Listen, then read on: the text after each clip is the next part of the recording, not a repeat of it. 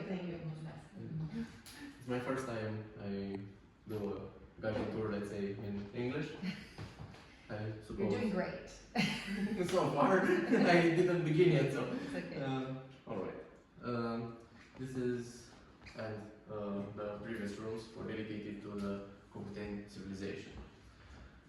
Those were one of the greatest civilizations from the old Europe, so the prehistoric Europe, and moreover the Europe before the arrival of the Indo-Europeans.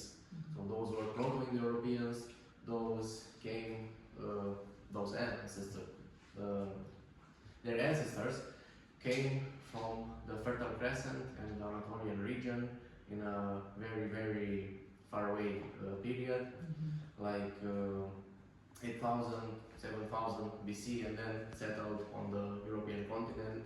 They bring to them agriculture and animal husbandry.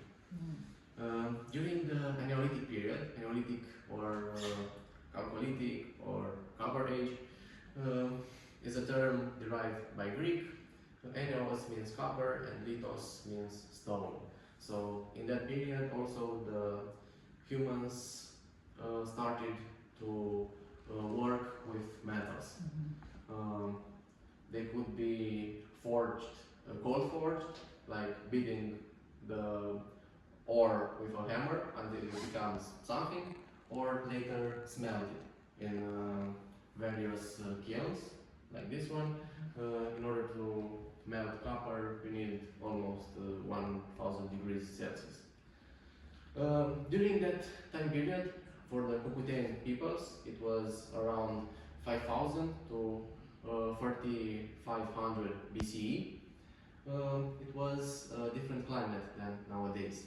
It was the so-called Atlantic period, warmer and rainier than nowadays in Romania. Those were for a millennia and a half, let's say, and on a surface of 450,000 square kilometers. In the surface of nowadays Moldavia, Republic of Moldova, and parts of Ukraine, from the Carpathian Mountains to the Dnieper River. Because of the climate and because of their ingenuity, let's say, they had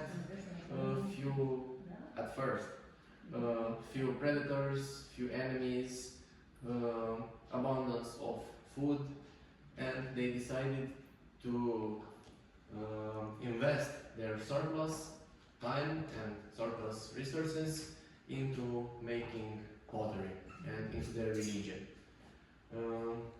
Those very beautiful pottery pieces that you see are for ritualistic purposes. They are made with a very special clay paste. They are very fine, their walls are very thin, and they are very lightweight. By comparison, those four are vessels for everyday use. So you can see it is a great difference between them. Some of those pottery vessels were for incantations, some were for presenting to the gods, and some were found into their homes, as they are a great number of artifacts, and in kind of well-preserved conditions, because the Cucuteni people burned their houses once every, let's say, 3 or 4 decades. It was probably a funerary practice. When the head of the family died, probably they burned his or her house because as a desacralization ritual, and probably they thought that in this manner he or she could benefit from the house on the next life. It is correlated with the almost absence of human remains of skeletons. Some Cucuteni settlements were over 5,000 people in the same time. So like proto-cities, almost 10,000 people on the same place in the Ukrainian settlements, when the in the steppes where the soil was very, very rich and nutrient as it is nowadays too. But around 100 bodies discovered, so very, very few.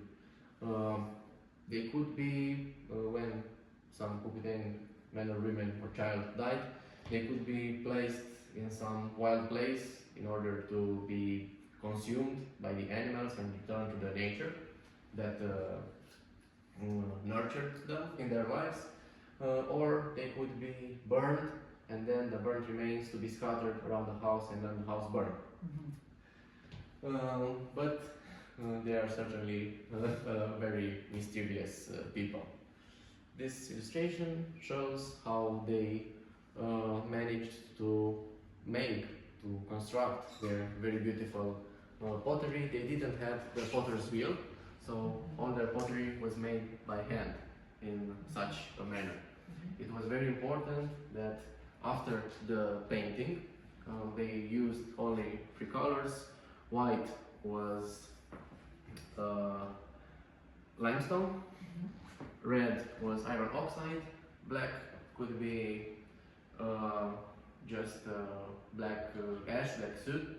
I don't know how it is called, I think it's soot. The black part from the chimneys, and or it could be manganese oxide. It was very important that when you put it in the kiln, the pottery piece should not have a great quantity of water inside, because if it was only some droplets of water left inside the paste that didn't evaporate through the pores, the water boils violently.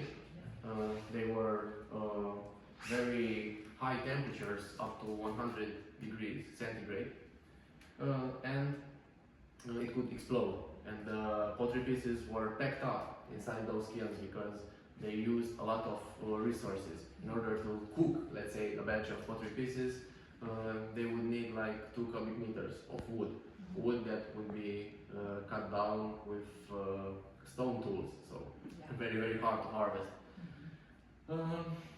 Then the burning took almost a day or a night, and then it was very important that the top part of the kiln would be covered in order that the pottery pieces would be cooled down as slow, yes, thank you, as possible, to avoid the thermic shock and their breakup. That is reproduction.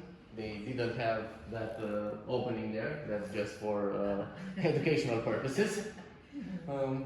Though the pottery pieces were put from up to the chamber, yes, and it wasn't a direct burning. They weren't touched directly by the flame.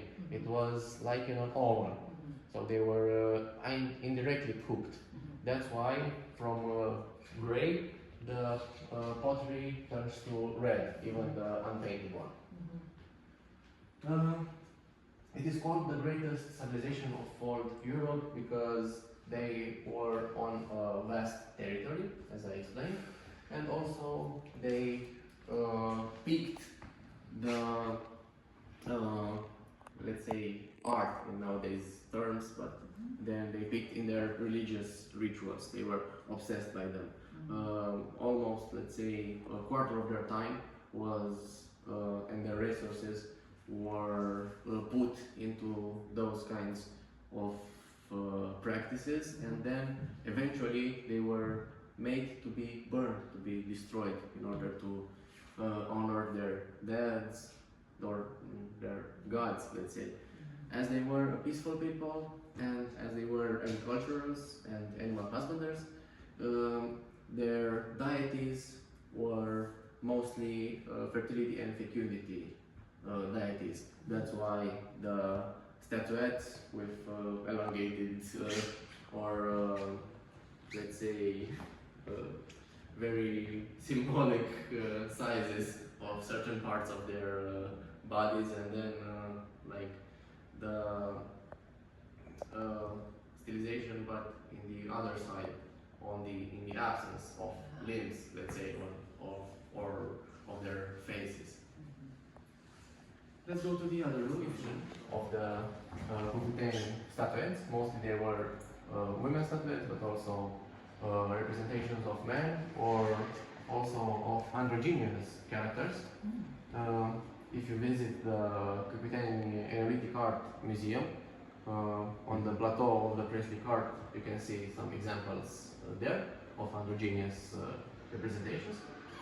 At first they were more simple, not blank, decorated by incisions. Then they started to paint them and to make all kinds of stylizations.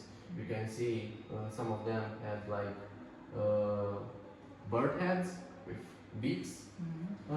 Others were more complex and more close to reality. Also, you can see some animal figurines, wild and domestic. Both interesting are the figurines from 42 and 44. Those were oxen heads or bull heads, but they are hollow inside. They were made to be put on top of a wooden pole. Those two big. Oh, the back. Yes, Okay. they were like some scepters, some symbols of power. It's very interesting because in the Moldavia, both our Moldavia and Republic of Moldova, basically the same thing, but you know, history happens. Yes. The head of the oxen, the head of the auroch, is also on the coat of arms. Also, little swastika at 29 on top of the pottery piece. They had the swastika both with incisions and also in painting. It was a solar symbol, not connection whatsoever to the later symbolistics. Yeah. Here we can see the remains of a necklace. The central elements are wild boar tusks. Probably you saw also in the first room of the museum wolf tusk or wolf canine, also with a little hole. It was possible that the people back then, if they hunted a wild animal, they consumed its meat, they put a small piece of his body on their bodies. They thought that they took from his abilities, from his Strength. exactly. Also some needles, some beads, and all kinds of adornments. And here you can see some tools used for agriculture, for plowing the fields, for reaping their harvest, and some beautiful stone polished axes. The flint, the black rock, was not from those parts. It is flint from the Prut River, from Botoșani County. So even back then, there were some people that used to trade. Later phases of the industrialization. During the 4th millennia BCE, the climate started to change. It became a little less rainier, but the Cucuteni people, as I said, obsessed by their religious activities, couldn't adapt by, let's say, evolving their agriculture or their animal husbandry techniques. They just evolved the art of making pottery and statuettes. That was their only evolution, or only notable evolution. Because of the climate change, a new population comes in, the Indo-Europeans, the Yamnaya culture, from the nowadays southern Russia, Caucasus region, those parts. Those were totally different from Cucuteni people. Cucuteni had the fertility and fecundity rituals and deities. The Indo-Europeans had the cult of the sun and of the thunder. Cucuteni people were peaceful, and I almost forgot to say, Cucuteni people were not socialists, but they were kind of equalitarian. In a Cucuteni settlement, a bigger one, let's say, they are not rich people houses or district and poor people houses or districts. They were kind of the same, even if they had the division of the work. Those pottery pieces were not made by just anyone. They were specialized craftsmen for those kinds, as they were specialized craftsmen for another activities. So the Cucuteni civilization was kind of equalitarian. The Yamna civilization was kind of with slavery. They had a warrior society that ruled and the ones who served them. Also, the Yamna communities learned how to use the wheel for making carts and learned how to ride horses, or more like ponies, because they were smaller than nowadays horses. Cucuteni people also had horses but were smaller and used for food. So the resulting, let's say, war was lost by the Cucuteni people, and it was not like a genocide, but they needed to adopt the culture and the way of life of their conquerors. The later part vessels, you can see they are kind of different, not only geometrical symbols, but also human and animal symbols, and they are a bit more chaotic, not as symmetric as the former ones, as they were influenced by the culture of their conquerors. Here you can see some copper tools. Copper is not native to the Moldavian region. It came out from Transylvania or from the Dniester or the Dnieper River. You can see a small amulet, the remains of a knife. Those are some cruciform axes, because they have an horizontal placed and a vertical placed blade. Some fish hooks, some adornments, all kinds of things. As I said, some of them were called forged, others, like those from top, were smelted. Deci aici au apărut dacii. Încă nu. Încă nu. Încă nu, mult mai devreme decât daci. Ajungem și la daci. This is the bronze culture. In the beginning of the bronze culture, there were communities of semi-sedentary peoples. They were mostly animal husbanders. They stayed in the same place for a couple of years, then moved on in order to reach out for good pastures for their animals. A very interesting mass grave, we could call it, or a family grave. It was discovered in Piatra-Neamț during the 20th century. You can see they were buried in this position. In Romanian is chircit. In English I have a small lapsus. On their side or David Exactly. David. fetal position. Uh, Was it fetal? that's, like a fetus. Yes, that's what I was telling next. It was probably a reference to the fetal position. So when they were put back in the earth in which they came from, they were put like in the mother's womb.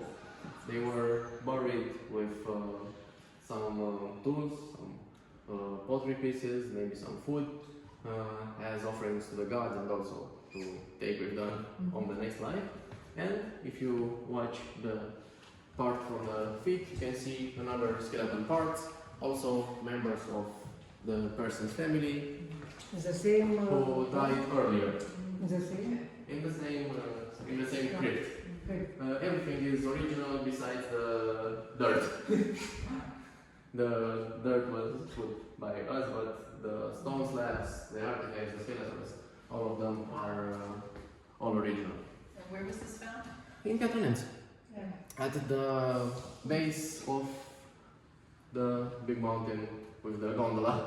Oh, okay. On the base of the Kozla River, Kozla? the Kozla mountain. Yes. Wow. can see some stone Vezi, tools vezi, nu știu. because copper and other metals were very scarce, were for the elites, so also there were many stone tools. You can see the difference between the types of restorations. At 16, it is the communist type restoration when they just polished it and to look good as new, and that's the later tendencies to keep the very beautiful noble patina of the bronze object. Some pottery pieces, and then some very beautiful jewelry made out of bronze, and you can see how they look like when they were worn by their users. Eu cred că le dau așa. Așa cum. Cum vezi acolo? Cred că stau doamnele așa îmbrăcate, da? They are, it is a very researched graphic reconstruction because they are some Bronze Age findings in Scandinavia into the bog pits where there is no oxygen. So in the absence of oxygen, the bodies and moreover the floating pieces could be kept preserved. Yes, and that's kind of okay. Țină. Yeah. Also, another metal found the silver. At 21, it is a silver dagger. Also, some copper tools and some stone tools. Some stone tools were made as an imitation of the metal tools because they were very prized objects. And the cherry on top, the sword found accidentally by a citizen at Piatra-Neamț. It was found accidentally by a citizen who needed to dig a hole for his vineyard. Wow. Yes, those kinds of swords were mostly prestige items, so used as prestigious artifacts, prestigious objects, less in war or on other activities. This typology is of Central European origin, but they could be found from Scandinavia to the Greek space and Anatolian space. The shape of the blade is inspired by the shape of a willow tree method of metal casting. They were used those clay crucibles. You can see the piece has hole in the side. The air was blown with that tool in order to make the coal as hot as possible. You need kind of 1000 degrees centigrade in order to melt copper and made alloys as bronze, that's copper with tin or copper with lead, depending on the recipe. Then they would be cast in stone molds, or they could use the method of in Romanian is ceară pierdută, in English Ceară. back then Napoleon has Italy as well. Napoleon was made famous by his victorious campaigns in Italy. Yeah, okay. Italy was completely unified by 1870 to 1871 when the Franco-Prussian War took place and the less French troops remaining in the Italian peninsula guarding the Vatican City nowadays were needed to fight against the Germans. They were out of Italy, so Italy could be totally unified. Okay. Yeah, then the Italians, in the times of Napoleonic Wars, Italians were for Napoleon. Okay. They had some flags because they had also more liberties. They were not only Gete and Dacian peoples in the Moldavian region, but also another peoples as the Bastarne. The Bastarne was Germanic people. Those are some artifacts from them. The piece at number 6 is not a crown, but a collar, a pressure collar for them, yes. And at number 7, it is adornment piece for the hair of the ladies. In Romanian is cercel de tâmplă. They were put on the hair. Then, of course, we need to talk about the Jete and the Dacians. They occupied all of the Moldavian space. They were called.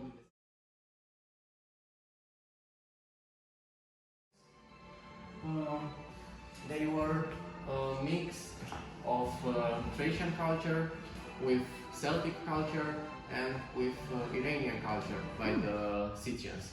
So they were a mix of tribes and of culture, and they made a very prosperous civilization, also very warrior-like civilization. They built a lot of fortresses, and that's a reconstruction of the fortress from Cucuteni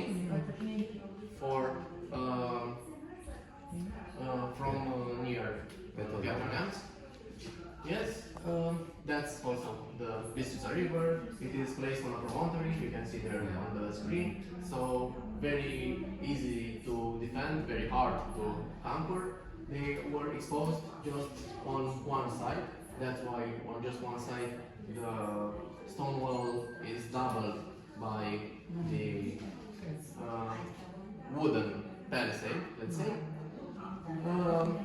That's not very great construction because every citadel should have a small rampart.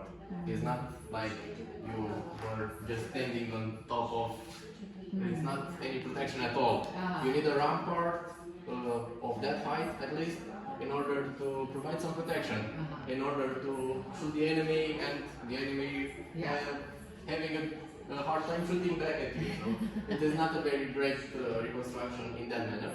But otherwise, that was the surface of the citadel. It had many purposes. At first, of course, it was the defensive one, but it was also a center of power. It was like a mayor's office or a prefecture's office, as from the citadel it was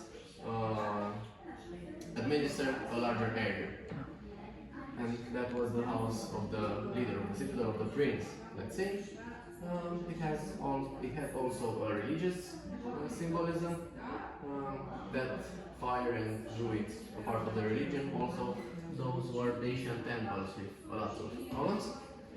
And last but not least, it has a role of workshop centers. In the citadels came the greatest artisans of the time, because that's where the money and the requests were. Right. So if you were good, you would came into a citadel and do your job. When we see because we were just at Cultura, which is it the base of the building, or the wall that we see? Is it part of these outside walls, or what? A bit of that. Okay. It was destroyed in the wars with the Roman people. The Roman legions never reached this part, but as they conquered Dacia, but at first they I'm a bit confused by the sound. As they defeated, that was the term I trying to remember. As they defeated the Dacians in the second war, in the 101 to 102, they commanded the Dacians to destroy their citadels in order to prevent a later uprising. Okay. The later uprising took place only 4 years after that, but Without the citadels, it would still happen. without that citadel, Yeah. that Decebal just managed to rebuild the citadels from his center of power, from the Orăștie Mountains in the Transylvanian region. Also, in those regions were abundant with iron ore for Okay. making weapons. Yeah, Those were more local, let's say, more provincial citadels. There were many more. That was one of the best preserved. It also was a citadel on Kozla Mountain, but unfortunately, during the first years of the 20th century, it was a great necare de teren. Earthquake? Not, Mudslide or Yeah. landslide. Landslide, thank you. And it destroyed all the artifacts and all the evidence of the citadel, unfortunately. And also on the top of Kozla River, of Kozla Mountain, it is a geological and paleontological site. All kinds of fish fossils from when that place was the bottom of the Tethys Sea.